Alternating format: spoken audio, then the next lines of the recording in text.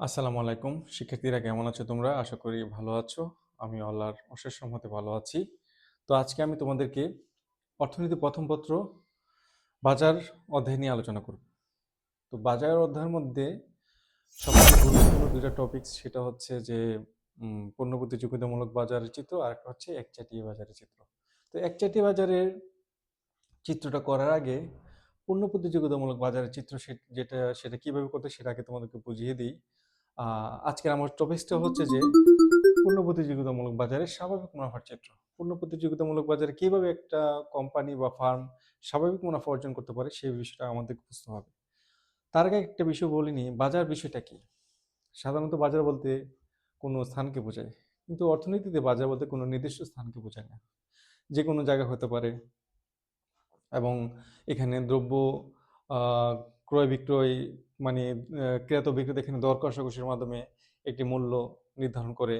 তারপরে অবশ্যই এখানে ক্রেতা ও বিক্রেতার অস্তিত্ব থাকতে হবে। অর্থনীতিতে বাজার হতে গেলে অবশ্যই ক্রেতা বিক্রেতার অস্তিত্ব থাকতে হবে। এটা যে কোনো স্থানে হতে পারে। তারপরে একটি সমজাতীয় পণ্য বা অসমজাতীয় পণ্য হতে পারে। ঠিক আছে? তো বাজার বলতে নির্দিষ্ট কোনো স্থানকে বোঝায় না, যে কোনো স্থানে হতে পারে যেখানে দর কষাকষির মাধ্যমে একটি পণ্যের মূল্য নির্ধারিত থাকে। সেটা হচ্ছে কি বাজার অর্থনীতিতে। তো বাজারে আজকে আমি পণ্য প্রতিযোগিতামূলক বাজারের চিত্রটা করতে গেলে আমাদেরকে কয়েকটা শর্ত মুখস্থ রাখতে হবে।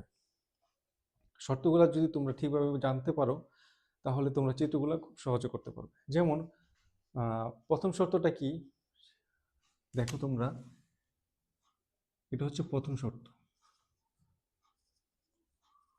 প্রথম শর্ত হচ্ছে কি, এমসি সমান এমআর। এটাকে আবার প্রয়োজনীয় শর্ত বলে। কি বলছি? প্রয়োজনীয় শর্ত বলে। আর দ্বিতীয় শর্তটা কি,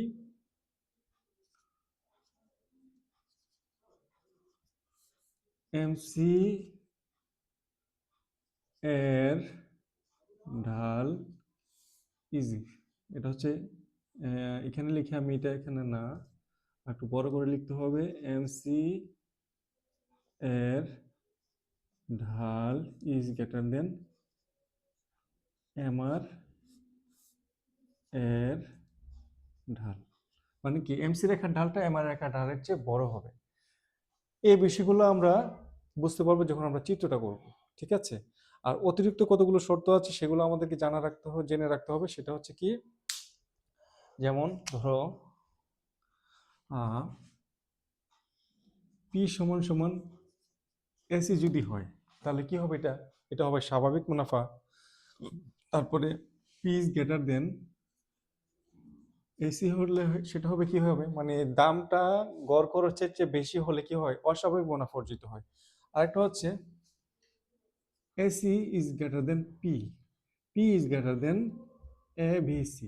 এইটা এরকম হলে, এরকম যদি শর্ত থাকে অতিরিক্ত শর্তের মধ্যে, সেটা হবে কি, ক্ষতি স্বীকার করেও উৎপাদন কাজ চালিয়ে যাওয়ার চিত্র হবে আর কি। তো আজকে আমি এই সব পদগুলো সবগুলা শর্ত, এটা হচ্ছে অতিরিক্ত শর্ত, অতিরিক্ত শর্ত। ঠিক আছে? হ্যাঁ, এটা হচ্ছে কি অতিরিক্ত শর্ত। অতিরিক্ত শর্ত এগুলো আমাকে জেনে রাখতে হবে। আবার এই প্রথম শর্তগুলা, দ্বিতীয় শর্তগুলো, এগুলো আমাকে জেনে রাখতে হবে। আমরা যখন চিত্রগুলো করব তখন সেই শর্তগুলো প্রয়োগ করে করে চিত্রগুলো করব। ঠিক আছে? তাহলে আজকে আমরা চিত্রে চলে যাই। পণ্য প্রতিযোগিতামূলক বাজারে, পণ্য প্রতিযোগিতামূলক বাজারে স্বাভাবিক মুনাফার চিত্র। হুম। চিত্রটি করতে গেলে আগে আমাকে প্রথমে দিতে হবে কি, একটা লম্ব অক্ষ। এরপরে দিতে হবে কি আমাদেরকে একটা ভূমি অক্ষ।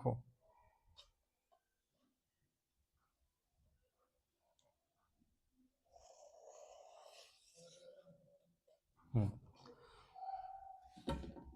লম্ব অক্ষে কি বসে, দাম,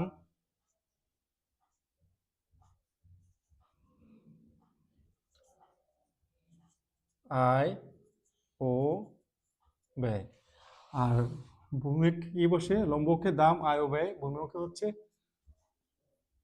উৎপাদনের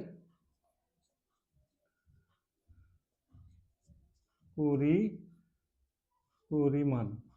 ঠিক আছে, তাহলে এটা হচ্ছে এক্স, এটা হচ্ছে কি ওয়াই।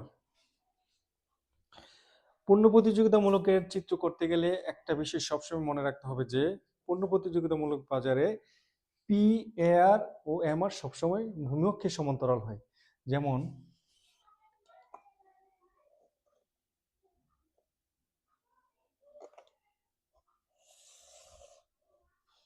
এখানে দেখো, এই যে এই রেখাটা সবসময় ভূমিঅক্ষের সমান্তরাল হবে।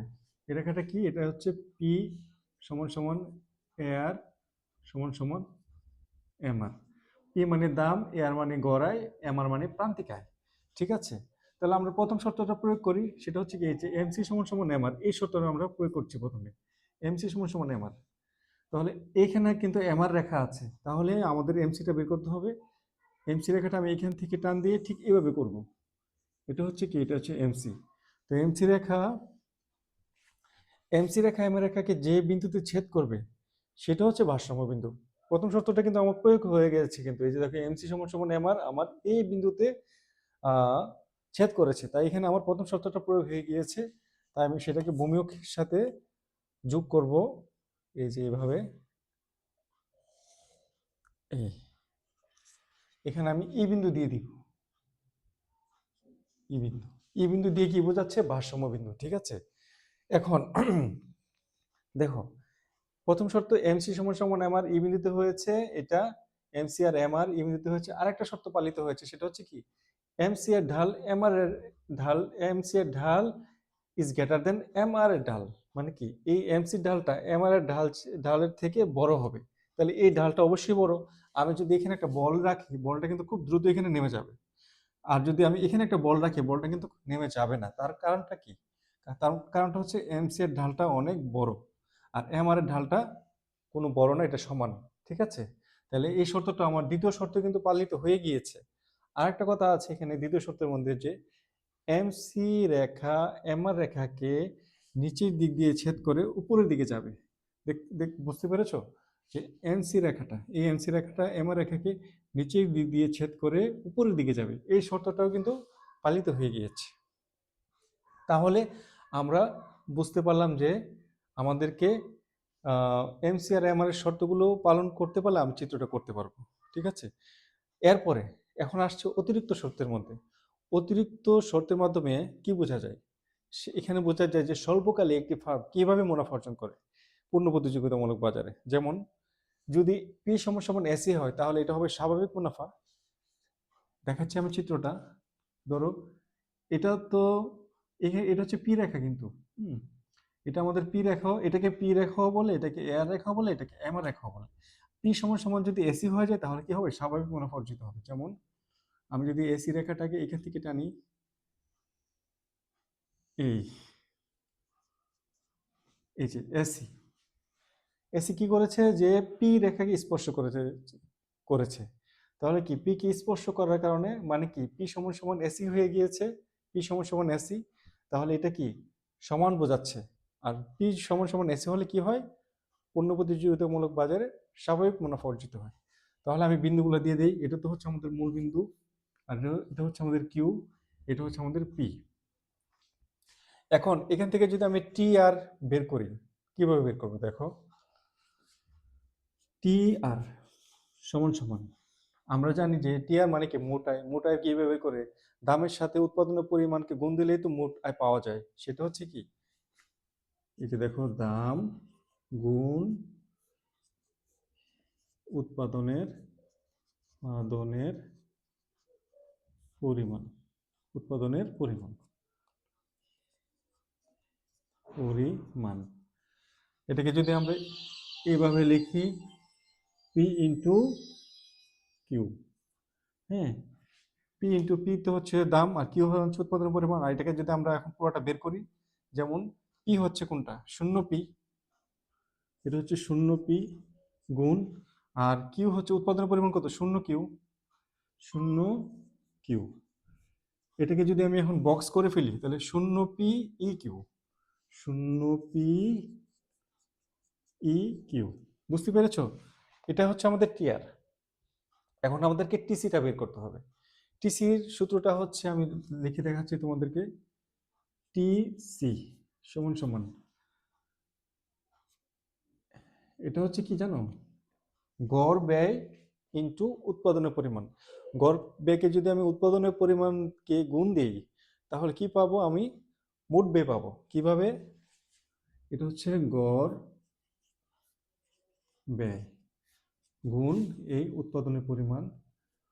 আমি উৎপাদনের পরিমাণ লিখে ফেলি, উৎপাদনের ধনের পরিমাণ সমান সমান দেখো এসি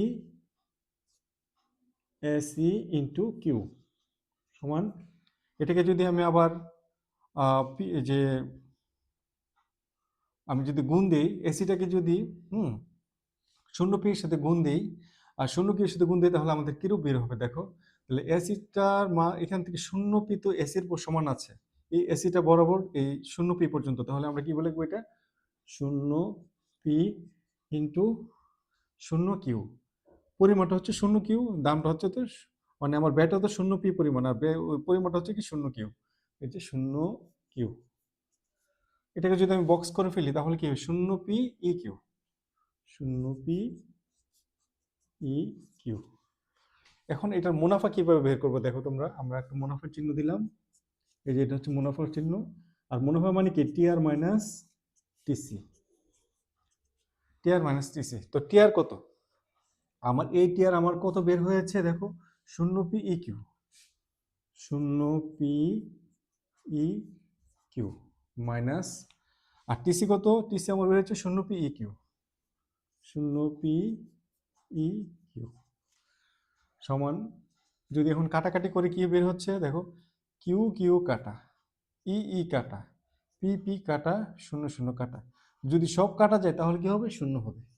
আর যখন টিআর মাইনাস টিসির পরিমাণটা শূন্য বের হবে তখনই বুঝতে পারবে যে সেটা হচ্ছে কি স্বাভাবিক মুনাফা। কোন বাজারে, পূর্ণ প্রতিযোগিতামূলক বাজারে। স্বল্পকালে পূর্ণ প্রতিযোগিতামূলক বাজারে যখন টিআর মাইনাস টিসি শূন্য হয় সেটা হবে কি স্বাভাবিক মুনাফা। তাই আজকে আমি যেটা বোঝালাম এভাবেই একটি পূর্ণ প্রতিযোগিতামূলক বাজারে স্বল্পকালে স্বাভাবিক মুনাফার চিত্র করা যায়। তোমাকে কি তাহলে প্রথমে আবার একটু বলি কিভাবে আমি বের করতে পেরেছি। আমার প্রথম শর্ত এবং দ্বিতীয় শর্ত বইয়ের মধ্যে দেওয়া আছে, তোমাদের মূল বইয়ের মধ্যে পাবে। আগে শর্তগুলো প্রয়োগ করে ফেলবে, শর্তগুলো প্রয়োগ করার পর এই যে এই চিত্রটা, এই যে পি আর এম আর এর সাথে এমসি সম্পর্কটা বের করবা যে এটা কোন অবস্থায় আছে। এরপরে ফার্মটি কি স্বাভাবিক মুনাফা অর্জন করছে নাকি অস্বাভাবিক নাকি ক্ষতি, সেটা বোঝার জন্য তোমাকে অতিরিক্ত শর্তগুলো প্রয়োগ করতে হবে। অতিরিক্ত শর্তের মধ্যে প্রয়োগ হবে এইটা, কারণটা কি, এটা হচ্ছে পি সমান সমান এসি, এই দুইটা কিন্তু হয়নি এখানে, কিন্তু এই দুইটা হয়নি। কারণ কি, এই দুইটা হলে তো পি এসি এসি নিচে থাকতো পি উপরে থাকতো এটা হলে, আর এটা হলে কি এসি উপরে থাকতো পি নিচে থাকতো, এরকম তো কিছু হয়নি এখানে। তার মানে কি এখানে পি সমান সমান এসি হয়েছে ই বিন্দুতে, যখন পি সমান সমান এসি হয় সেটা হচ্ছে কি স্বাভাবিক মুনাফার চিত্র। ঠিক আছে, তারপর যদি তোমাদের বুঝতে কোনো অসুবিধা হয় কমেন্ট বক্সে আমাকে জানিও, আমি তোমাদেরকে বুঝিয়ে দেওয়ার চেষ্টা করব।